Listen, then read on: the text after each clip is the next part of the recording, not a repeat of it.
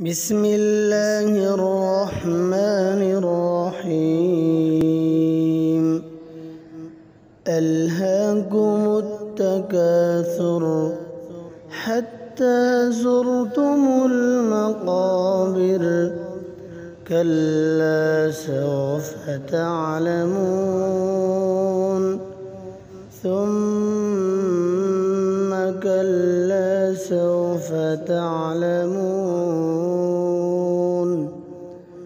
كلا لو تعلمون علم اليقين لترون الجحيم ثم لترون